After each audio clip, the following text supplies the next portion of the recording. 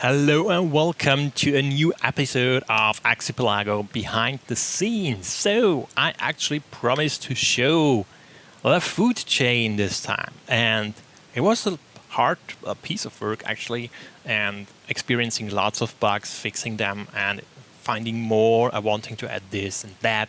I came to the food chain, and I had to change different aspects of the engine already to make this all happen as I imagined it. So we're going to be here and I will show you the food chain, or at least it's not totally completed as the peeps cannot eat yet, but basically the food chain, production chain is actually in there and will run. Hopefully everything works all right now when I'm showing some stuff off. And the first thing you actually may notice that, we do have a main menu. Yeah, look at this. We do have a main menu and we have actually a scene navigation in there. So we can actually jump around between a game and the editors. And I will show you the most important changes in the editors as well, because a lot of changed in there as well to make the stuff happening, for example, for the food chain. So we can actually already resume the game. There's a game running. It's our well-known test island, very small, very bad for living there because there's not a lot to do. Anyway, the thing we do first is let's give ourselves a little bit more people. We cheat them here because we can do that. We are a developer, and the first thing we're gonna go, let's harvest some of this stuff. Like get rid of that and cut down the trees. So we got a little bit of room here to work with. And the next thing we want to do is actually make ourselves a stockpile to get stuff in here. Let's put everything except plant stuff in here. And let's also make a different stockpile over there where we will just put all the plant matter. So this is already working. You can already define which stockpile will actually hold what, and that's nothing new as well. So let's let them just collect the stuff over there. There we go. They just collected everything they need. So the next thing we're gonna do is we're placing down a farm. So let's put a farm up here. So the peeps are now coming here and actually tilling the floor. So we actually get some field. We could put crops in. So farming is just one way to gather food. There will be different ways to gather food, like maybe fishing. Maybe the trees will have fruits on them. Maybe there's bushes with fruits on them.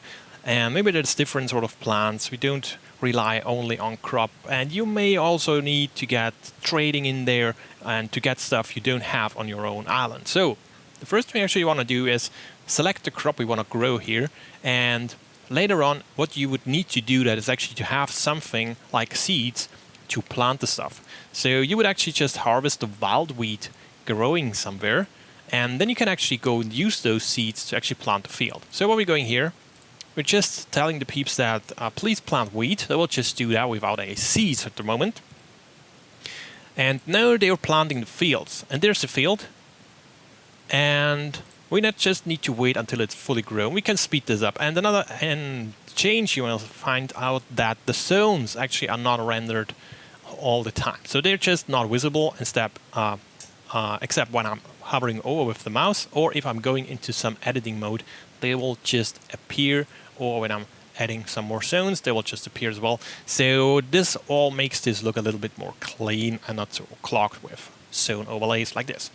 So now we have the plant, and as you can see, the plant was cut down, and we do get now the crop as an item. And it's exactly the crop we would actually have seen growing over there. So the plant defines how it looks like, and the game actually creates all the items out of it, like from the bushes look different than the wheat crops. Now with the wheat crops, the next thing we want to need is actually a kitchen. So let's put down a kitchen up here. Here we go, now I have a kitchen, and for the kitchen we would actually need to get, for now, actually just a workbench. Normally you would need some sort of table or a special item to actually, like a 10, to get the grain out of the crops. So for now we just use a workbench, which is, well, basically good enough. So they would just slash the plant matter against the floor to get the seeds out. So for now this is all going to happen instantly. So if I'm just queuing up some grain there, and I'm going to deactivate the field so they are not busy with actually harvesting. So they now bring the crop item, bring it over there, and they produce seeds out of that. So as you can see, the seeds is here sitting in a basket. So the basic idea I initially had for all this stuff is that there's not a magical creation of stuff like we do currently magically create the basket of seed. The basic idea was actually you have to provide the basket and the crop, bring it over there, when the result will be some hay and a basket of whatever is there, but you have to bring the basket. So this is currently, I deemed it to be too complex for now, and also deemed it to be of less maybe interesting. I mean, it doesn't add too much to the game. Instead, you have to have a storage with lots of baskets. But the baskets will come back later on, because if they go ahead and dig away some dirt there, they need to transport the dirt as well, and they will not do this with the hands. Right now, they do this with the hands, and this is just not. I mean, it's weird, and it would be nice if they have to carry a basket to carry around stuff like this. Like this dirt, sand, something, they would need the basket to actually carry that stuff around and make a pile somewhere else. But for now, it's not the case. But just keep in mind that something like this will actually come. So now we do have the seeds.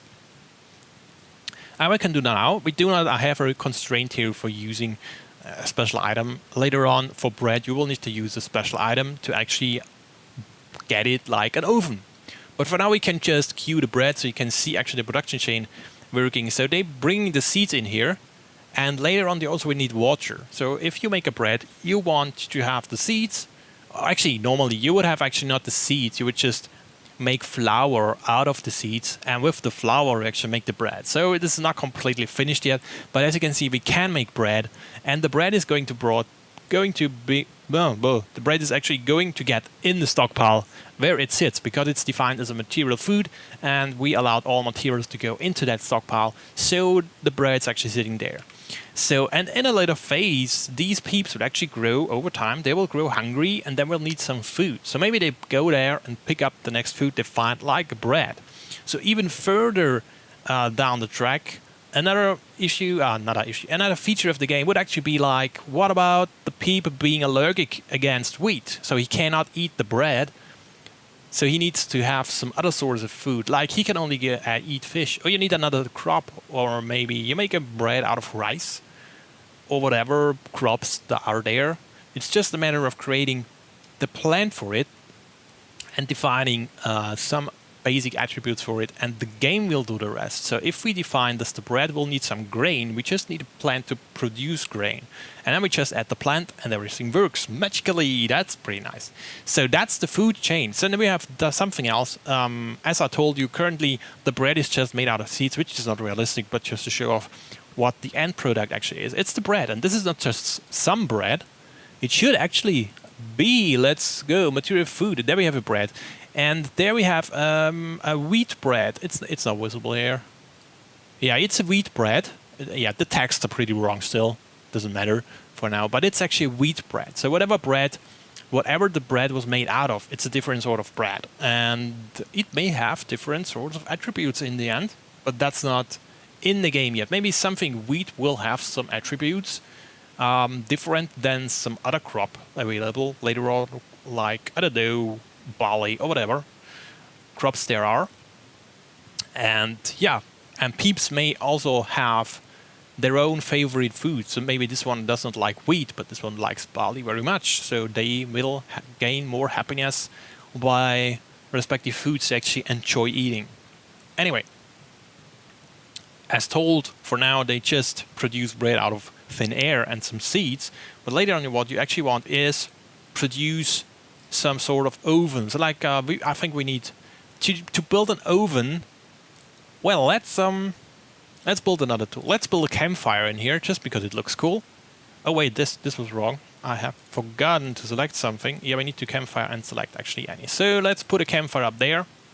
So they're actually going to bring a log here, and then we have a campfire. Look at that. That's pretty nice. We have a campfire, and then we order them to actually harvest more rocks. There's more. Bring all the rocks. Let's speed this up again. So they're now bringing rocks, and the rocks can go over to the material stockpile, as we said. We said their materials are allowed to go in there. So they bring in all the rocks. And now we need to transform the rocks to actually go somewhere else. So let's build a workshop in here. And build 2 crude workbenches, so we do not have... So as you can see, as we already have built a sandstone crude workbench. We already can select now to create a sandstone workbench and not just any. Any would just pick the first stone found and make a workbench out of that. And this is more that the player can actually say, I want a specific workbench like this, like the crude sandstone workbench. So in here we can now make, because we do have stones already discovered, and we can now actually get all the stuff which can be made out of stone, like a stone block. So let's queue some stone blocks in here. So we get some stone blocks. And yeah, this is all working instantly right now. That's not how it would work later on. But basically, we do have now some stone blocks. And there's another different item, like I want to show off, like a stone oven. This is basically what we would need later on to actually make bread, because you would not make a bread in the crude workbench or a plate of stones. That's just not what it would do. But you would actually go ahead and, I'm not even sure why I cannot place there for whatever reason. I think something is there in the way, which we find out somewhere else. But let's put the oven in here, and they will just pick up the stone blocks, because I think we need 4 of them. Yeah, 4 stone blocks, and there's constructed. We now have a stone oven. So, and this will later be used in the kitchen. Yeah, you need to place it in the kitchen actually. And in the kitchen, this will be used to actually make breads or items which actually define themselves that they need an oven to work. And there's several types of oven. This is just a stone oven happens to be. And of course, like everything in the game, it's totally up to you to make your own ovens. Like get in some 3D mesh and make your own oven. It's nothing against this. So we also have load and saving updated completely. We can just save this as something like save it as show off. Like this. Save that. And now we have a save game. And we could load this like there. It's there. So this is working. This was something missing until now as well. And you can also see that we have changed the font type and it looks much cleaner now. And we can also zoom out pretty much without any flickering anymore, because this was very annoying. It renders much better now. And we also have a little bit of speed improvement in here. And basically, yeah, we still have the black. Someone mentioned in the last video that there is a black shimmer around everything. This is still in there, and this needs quite a big change into the rendering engine, because this is actually has to do with the way screen space ambient occlusion is currently working, which is actually only needed to make the edges of the terrain look much better, but weirdly it's also applied to everything else, and then it's just not working how it should. So I have a plan to actually get rid of that, but it's quite a lot of work, and I'm focused currently on different things, like actually gameplay mechanics. So the next thing to show off here, I don't know, something else. So nothing really changed. We still have our slicing mechanic, and we can still dig down stuff. Oh well, there's something else what we can do now. We do have a new, we can actually build terrain here. We can actually sandstone block wall, as I showed you the last video. Like we can do this. So they bring in here and building a sandstone wall. But the new thing actually here is that we can actually replace blocks. So the replace blocks is actually interesting, because I cannot dig. Let's go here. I cannot dig underneath a stone, because this would screw up the items. They would fall down and all the stuff. This is weird. So it's just forbidden to dig away under stones as a safety feature. So if you want to go ahead and want to replace the floor like this, we could just replace the floor here to make this stand out optically, or make just a floor from something else.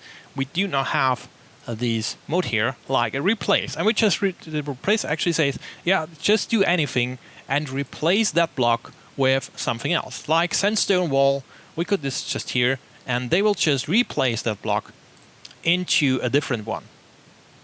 And this is going to work everywhere, so you can actually, replacing will just prohibit the fact that the block is gone and will not interact with anything lying on it. I think we cannot replace the floor under tree or something, but basically it works under stone, and that's actually the point behind that. So you can actually make it visually appealing without getting annoyed with stuff like, oh, I cannot dig beyond the stone, but, well, the replace feature will actually keep you covered. And of course, everything else works as usual. We still have tables, chairs, and beds. Nothing changed here. But where did actually the other stuff change? Well, it changed actually, and we can now just go back to the main menu here, and we can just open the asset editor, because there's something, and you can see here's the bread defined, and that's it's a good example actually to show off what this actually involves to be. So we have the meshes. This is just an imported mesh from Blender in that case, and the mesh actually itself defines the material, and in that case it defines the texture. Texture means that the item itself will provide a texture for the bread, because the game itself doesn't have a sense of a bread. So the item has actually to define the texture, and we can actually edit it here. That's the bread texture, because I know how the mapping is done in the mesh. I can just make the texture up with that. So later on, the game itself, when the game starts, it loads this texture as a regular material, and it comes on into the engine that way. And we also have different types of sources, which would be a texture, which would be another item. So if I say, for example, the desk, the source for the desk will actually be an item, in that case will be a plank, and that will later on be used to get the texture, the known texture from the plank, we'll get from the log and then from the tree, but then the tree and then the table knows what actually happens here and where the materials comes. And we have material. Material says, okay, I'm strict a distinct material. I'm not even sure where we have that right now. Some item did this. Yes, the basket actually. If you have the seed basket, the basket actually defines itself to be a basket. And the basket have a distinct material, and there's one the game provides, which is used in that case for now, and that's what's just used for several parts of the mesh.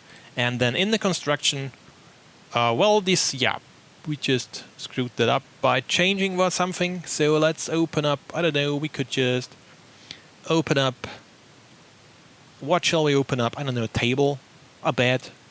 Let's load the bed. So here we go, we have the bed, and we can now say, okay, you have a bed, and the engine actually knows that the bed will need some wood of plank, and the game knows 3 sorts of trees, so there's 3 sorts of planks, and we can just switch around here to get a preview of how the material, how the thing would look when being built out of different materials. So that's basically that. And that material is defined by the tree. In that case, that's all around it.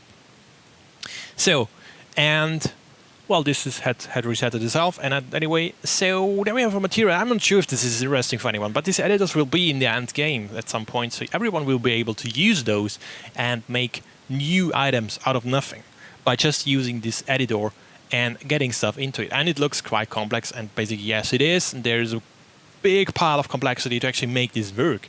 And there's a lot of time going into that as well. So anyway, there we say we have an input material, and this is basically going to be an item. So some item need to the people need to bring some of those items. Like in that case, it would need to bring a plank. And the output actually says what sort of material will be used. And this material comes again from a different place in the game. But in that case, the material of the wood plank is the same as the material of the wood plank item. So in that case, that works.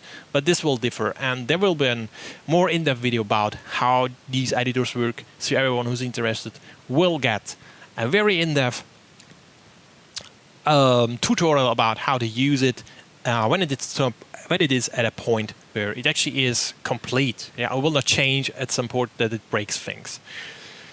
Well, that was the item editor. I don't think I have missed anything. Yeah, we have a stepping stone. I don't know. I think I have already showed this stuff up here. So what we can actually do, let's go into the plant editor. We still have the plant editor here.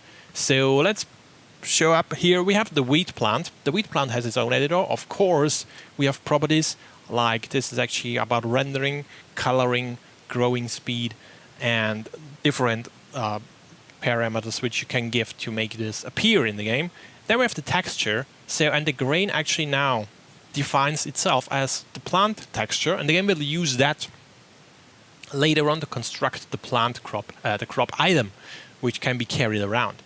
And the grain seed texture, so the plant actually defines if it has a grain seed texture, and if it has, it will be defined as that. So that means this crop actually, so the crop wheat will actually produce a seed which will look like this. And this is what you would see later on in the basket carried around by the peeps.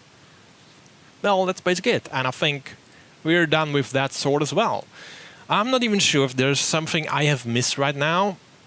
But I think the main point of this video actually was to show off how the food production chain would actually work and how open the whole game will be in the future to actually be expanded by basically everyone. Everyone will be able to give stuff in there, make for them own, or give into the workshop. So workshop is a pretty big subject in here, but not yet. It will come at a later point that you can actually share your creations, whatever it will be. There'll be some plants, some crops, some tree, some item, even that maybe recycles. Maybe we do have some other plant types like, well, like, yeah, whatever. It could be everything, basically.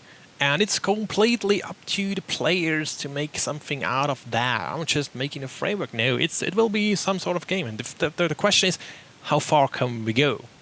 So we can just make a new game. Well, I actually thought about that we now have a new save game systems, because later on, if we make a world like this, which is pretty big, and as you can see, it will take a little bit of time to actually generate the world until it is ready to play, and we will have a little bit of bad frame rate at the start. When it's finishing, yeah, there we go. We have a pretty big world now. And if we zoom out, the frames per second is actually dropping, but it's never really dropping beyond 30 frames per second. And once everything is loaded properly, we do have quite big island to provide. And this is already, as you can see, it's pretty big. It's giant, and you can all play this for a very long time until you run out of space. And well, if you would now go ahead and save a game like this, the save game would actually be 300 megabytes. And well, this wasn't very interesting for me to have 300 megabyte save games. So I added more in terms of actually getting a little bit of compression in there. So save games are now pretty small, like 1 megabyte or more. But the saving takes a little bit of more time. So I'm not going to show that because I know it works and it just will take time. And you're not here to look at the loading screen. So basically, here we go. That's for today. I hope you had your fun with that. And well, I'm clicking randomly around. But basically that's it. So I hope you enjoyed this video, and if you actually like games like this, be sure to actually wishlist the game on Steam. I have a Discord. You can actually get in touch with me, ask questions, make wishes, or something, whatever you want. Go in there. It's all beyond the video. Just look in the description. There's a Reddit for it. You can follow on Twitter. And wherever I see that more people actually following, I will focus more to give information there. So right now, not a lot of people seems to be interested at all. So please tell your friends if you know they like games like this. Just tell them, come here, subscribe to the channel, and something else. I would actually wish to get a little bit more feedback about people. So what would you expect from the game? What would you want to see in the game? And all this sort of stuff. So I wish you a very nice day today, and see you next time. Bye bye.